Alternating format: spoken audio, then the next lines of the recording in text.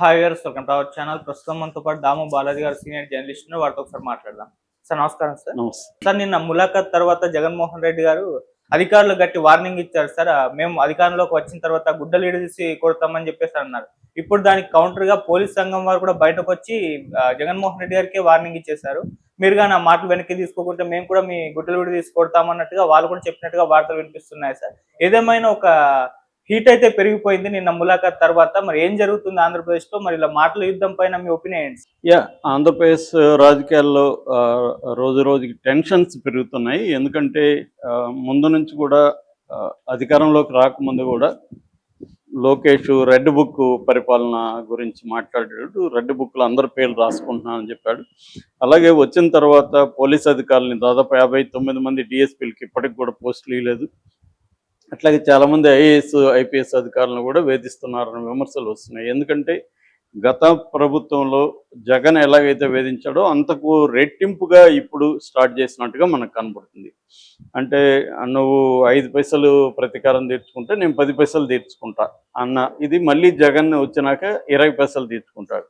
అంటే వీళ్ళు ఎన్నుకున్నది ఒకరి మీద ఒకరు ప్రతీకారాలు తీర్చుకొని బట్టలు ఇప్పదీసి నడిబజలు నిలబెట్టడానికి అన్నట్టుగా అయిపోయింది. నిజానికి ఏంటంటే గవర్నెన్స్, సంక్షేమం, అభివృద్ధి ఈ 3 విషయాల మీద ప్రధానంగా ఫోకస్ చేయాలి. అది పక్కన పెట్టినట్టుగా కూటమి కూడా అర్థమవుతుంది. ఒక పక్క పవన్ కళ్యాణ్ ఏమో సనాతన ధర్మంతో జన్మ వేసుకొని యాత్రలు చేస్తున్నాడు. చంద్రబాబు ఏమో నా గల్లా పెట్టే డబ్బులు లేవు కాబట్టి నేనేం చేయలేను అంటున్నాడు. లోకేష్ ఏమో రెడ్ బుక్ పెట్టుకొని ప్రతీకారం తీర్చుకుంటున్నాడు. ఇది కనిపిస్తుంది. అంటే గతం జగన్ మీద ఏదైతే విమర్శలు చేశారో అదే పనులు వీళ్ళు డబుల్ చేస్తున్నట్టు కనబడుతుంది. ఈ కాంటెక్స్ట్లో వల్లభనేని వంశీని అరెస్ట్ చేశారు.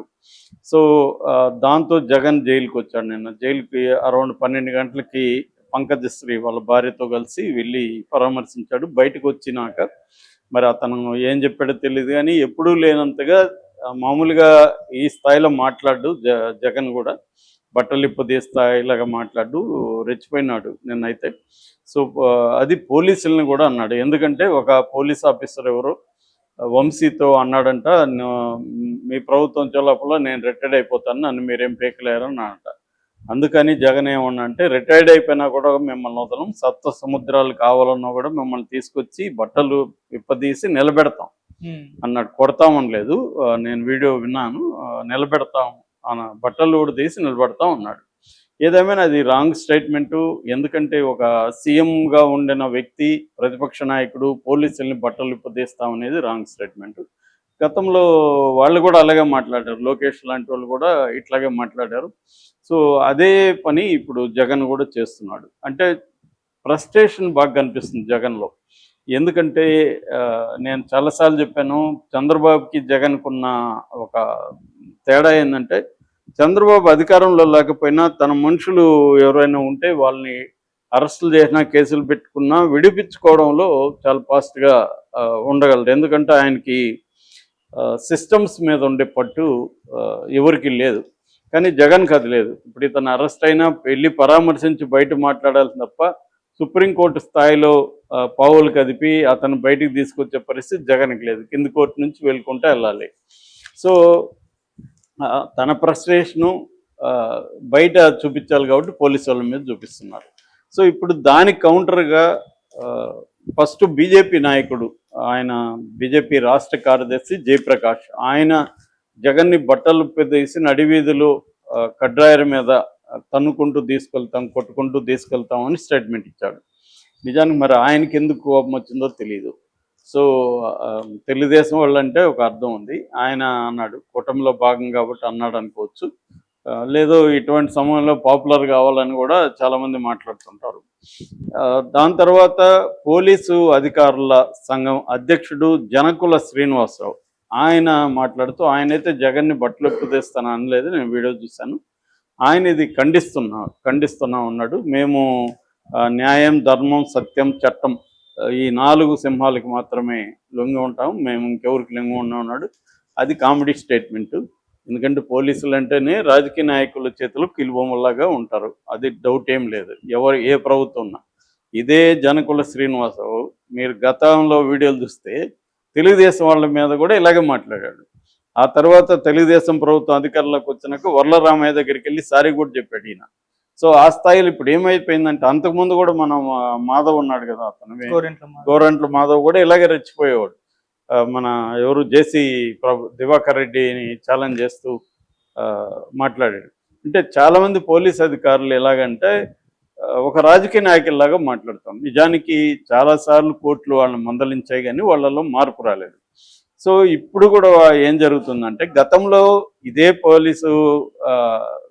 పోలీస్ అధికారులు కావచ్చు, పోలీసులు కావచ్చు, ప్రజా సంఘాల మీద, మావోయిస్టు కార్యకర్తల మీద, పౌర హక్కుల సంఘాల మీద ఇలాగే విరుచుకుపడేవాళ్ళు అప్పట్లో.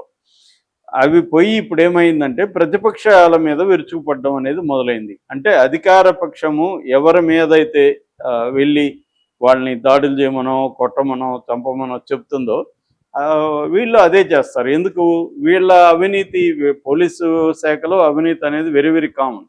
చాలా తక్కువ పర్సంటేజ్ మాత్రమే అవినీతి లేకుండా ఉంటారు. Very common. ఎందుకంటే ఒక పోలీస్ స్టేషన్లో 20 మంది పనిచేస్తున్నప్పుడు ఒక ఇద్దరు అవినీతి లేకుండా ఉండడం అనేది వెరీ డిఫికల్ట్. వాళ్ళని అనేక అవహేళనలు ఇవన్నీ గురవుతారు, చాలా కష్టం. అందువల్ల పోలీసుల డిపార్ట్మెంట్లో అవినీతి లేకుండా ఉండడం వెరీ డిఫికల్ట్. సో వీళ్ళ అవినీతిని రాజకీయ నాయకులు పట్టించుకోకుండా ఉండాలంటే రాజకీయ నాయకులు చెప్పింది చేసేస్తే వీళ్ళ విషయాల్లోకి వాళ్ళు ఎంటర్ఫియర్ కారు. ఇలా జరుగుతుంటుంది అనమాట. అందుకని అధికారంలో ఉన్న పార్టీ మాటలు విని పోలీసులు ప్రతిపక్షాల మీద తప్పుడు కేసులు పెట్టడం ఇవన్నీ చేస్తుంది. ఇది నేను చెప్పడం కాదు, సాక్షాత్తు నిన్న హైకోర్టే జస్టిస్ రఘునందరావు, జస్టిస్ మహేశ్వరరావు మాట్లాడారు. బొస రమణ అనే ఒక వైసీపీ కార్యకర్త మీద 27 కేసులు పెట్టి పోలీసులు అరెస్ట్ చేస్తే వాళ్ళ భార్య బొస లక్ష్మి హైకోర్టుకి వెళ్తే హైకోర్టు పోలీసుల గురించి ఇదే చెప్పింది. మీరు అరెస్ట్ చేస్తారు, లోపల పెడతారు, కొడతారు, ఇంతే చేస్తున్నారు తప్ప ఆ కేసులకు సంబంధించి విచారణ కానీ దర్యాప్తు కానీ ఏమీ చేయట్లేదు. 27 కేసులు పెట్టారు ఈ రమణ మీద. మీరు దర్యాప్తు ఏం చేశారు అంటే మీ ఉద్దేశం అతన్ని పట్టుకోవడం, లోపలేయడం, కొట్టడం, జైలుకి పెట్టడం, ఇంతే కనిపిస్తుంది అనేది హైకోర్టు చెప్పింది. అంతకుముందు కూడా చాలాసార్లు హైకోర్టు సీసీటీవీ ఫుటేజీలు మీరు తీసుకురండి, మాకు ప్రొడ్యూస్ చేయండి, ఎందుకంటే పోలీస్ స్టేషన్లో కొడుతున్నారనే మీ మీద ఆరోపణలు వస్తున్నాయి, హేబియస్ కార్పస్ పిటిషన్లు, నెంబర్ ఆఫ్ పిటిషన్లు ఎక్కువ వస్తున్నాయి, సీసీటీవీ ఫుటేజ్ పెట్టండి అంటే ఇప్పటివరకు పెట్టట్లేదు. సో దాంతో హైకోర్టు చాలా తీవ్రంగానే మందలిస్తుంది ప్రభుత్వాన్ని. అంటే ఎందుకు పెట్టట్లేదు? సీసీటీవీ ఫుటేజ్లు ఉంటే వీళ్ళ కొట్టకుండా ఉండలేరు, కొట్టిన ఇదంతా కూడా ఎలా ట్రీట్ చేస్తారో తెలిసిపోతుంది. నిజానికి అన్ని డిపార్ట్మెంట్లలో కూడా ఇవాళ ట్రాన్స్పరెన్సీ పెరుగుతుంది, కానీ పోలీసు, రెవెన్యూ ఇలాంటి డిపార్ట్మెంట్లు ఇప్పటికి కూడా కరప్షన్ కావచ్చు, అవినీతి కావచ్చు, థర్డ్ డిగ్రీస్ ఉపయోగించడం కావచ్చు, ఇవే జరుగుతుంది. దాన్ని మనం పోలీసులను వ్యక్తిగతంగా నేను అనట్లేదు, సిస్టమ్ని మార్చాలి. సిస్టమ్ మారిస్తే వ్యక్తులు మారుతారు. ఇప్పుడు ఒకప్పుడు రైల్వే స్టేషన్లో టికెటింగ్లో విపరీతమైన అవినీతి ఉండేది. ఇవాళ సిస్టమ్ మార్చి డీటెయిల్ చేసి యాప్లు పెట్టేసిన తర్వాత అవినీతి లేదు, ఆల్మోస్ట్ తగ్గింది. సో అలాగా సిస్టమ్స్ని నువ్వు ట్రాన్స్పరెన్సీని పెంచి సిస్టమ్స్ని మోడర్నైజ్ చేసి టెక్నాలజీని ఉపయోగించుకోగలిగితే పోలీస్ డిపార్ట్మెంట్ కూడా మారుతుంది. కానీ రెండోది ఏంటంటే, ఎవరైనా అట్లా ఎక్స్ట్రా జ్యుడిషియల్ కిల్లింగ్స్ కావచ్చు, లాకప్ డెత్లు కావచ్చు, లేకపోతే వైలెన్స్ ఉపయోగించే వాళ్ళ మీద సివియర్ చర్యలు తీసుకోవాలి. కానీ అది తీసుకోరు వాళ్ళు. మహా అంటే ట్రాన్స్ఫర్ చేస్తారు, లేదంటే సస్పెండ్ చేస్తారు. ఆ సస్పెండ్ మళ్ళీ ఏమీ కాదు, సస్పెన్షన్ మళ్ళీ ఇది చేసి రీఇన్స్టాల్ చేసేస్తారు. నయం దీంట్లో ఎంత 20-25 మందిని సస్పెండ్ చేశారు, మళ్ళీ 6 నెలలు 1 ఇయర్ తర్వాత వాళ్ళందరినీ రీఇన్స్టాల్ చేశారు. వాళ్ళకి అది పనిష్మెంట్ కాదు, సస్పెన్షన్ అనేది వాళ్ళకి హాలిడేస్ లాగా. చాలామంది చెప్తుంటారు పోలీసులు, మాకు సస్పెన్షన్ అంటే హాలిడేస్ అని. సో అలాగా ఉంటుంది తప్ప రియల్ పనిష్మెంట్ ఉండదు. అంటే రియల్గా వాళ్ళని బాధ్యులను చేయడం కానీ అవేం జరగదు.